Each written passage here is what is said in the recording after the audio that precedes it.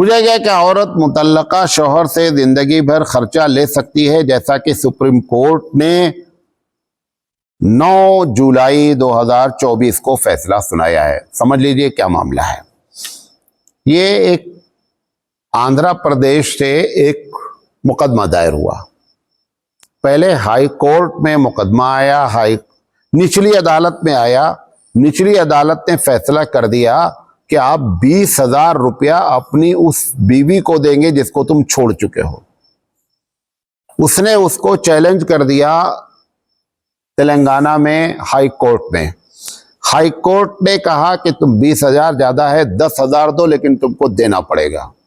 اس بندے نے 10,000 کو چیلنج کر دیا، کہاں لا کر کے؟ سپریم کورٹ نے۔ سپریم کورٹ نے کل فیصلہ کر دیا کہ متعلقہ عورت جس کو طلاق دے دی گئی، اس کو شوہر جو اس کا تھا پہلے والا، اس کو ہر حال میں اس کا خرچہ برداشت کرنا پڑے گا اس وقت تک جب تک کہ وہ شادی نہیں کرتی یا مر نہیں جاتی۔ اگر شادی کر لی تب تو کوئی بات نہیں ہے، مر گئی تو بھی کوئی بات نہیں ہے۔ یہ اسلام کے، قرآن کے سراسر خلاف ہے۔ اب اس میں کیا کرنا چاہیے؟ سب سے پہلی بات میں ان لوگوں سے کہوں گا جن لوگوں نے مقدمہ لڑا، ایک جملہ صرف بولتے یہ مقدمہ صحیح ہو جاتا ہے۔ حالانکہ بڑے بڑے وکیل ہیں، 20 لاکھ 25 لاکھ 30 لاکھ ایک ایک تاریخ ڈیٹ پر پیسہ لیتے ہیں۔ یہ بحث نہیں آئی کہ صاحب جب تم نے متعلقہ لفظ استعمال کر دیا تو وہ بیوی کا اس آدمی سے اب رشتہ کیا ہے۔ بحث صرف اس پر کرنا چاہیے تھا، کوئی بحث کرنا ہی نہیں تھا، خرچہ پانی کی بات ہی نہیں۔ آپ کیا مانتے ہیں؟ بھئی ہم نے چھوڑ دیا، ایک آدمی نے بیوی کو چھوڑ دیا، اب ہمارا اس سے رشتہ کیا ہے؟ تم لفظ متعلقہ بھی استعمال کر رہے ہو کہ طلاق دی ہوئی عورت، تو طلاق دی ہوئی عورت کا ہم سے کوئی رشتہ نہیں ہے، ہمارے اوپر اس کا خرچہ کیوں ہے؟ سرکار کیوں نہیں دے رہی خرچہ؟ کوئی غریب ہو گئی سرکار دے خرچہ، یا کسی بھی آدمی سے اپیل کرو کہ بھیا تم بہت مالدار ہو، امبانی اڈانی سے کرو کہ بھیا ان کا 10,000 روپے آپ جاری کر دیجئے۔ ہم سے کیوں کہا جا رہا؟ ہمارا تو عام آدمی کی طرح ہمارا بھی اس کا رشتہ ہو گیا، وہ بھی XYZ ہے، یہ بھی لیکن ہمارے وکیلوں نے یہ گفتگو ہی نہیں کی، لہذا مقدمہ ہار گئے۔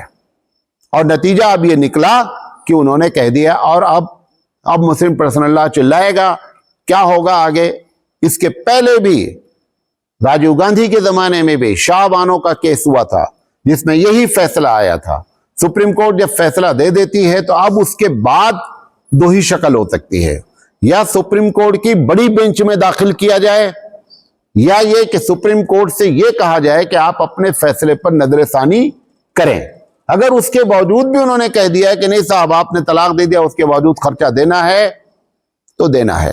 اب مسلم پرسنل لا کیا اس پہ قدم اٹھاتی ہے؟ کیونکہ ابھی کل ہی کی بات ہے، لہذا اب دیکھیں آگے۔ ہم اصل بات جو بتانا چاہتے ہیں کہ یہ پیسہ جو بھی لیا جائے گا عورت کو، یہ سارا کا سارا حرام ہوگا۔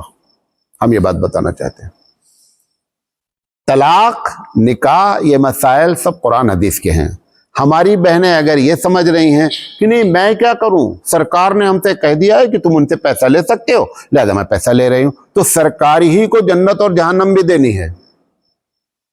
اگر سرکار کے پاس جنت اور جہنم کا فیصلہ ہے تو پھر سرکار کی بات وہاں بھی چلنی چاہیے۔ وہاں کوئی سرکار نہیں ہوگی، جس کی سرکار ہے نا وہاں سارے سرکار والے ایسے بنے جیسے چوہا۔ اللہ کیا بولے گا؟ حدیث پہ کیا آتا ہے؟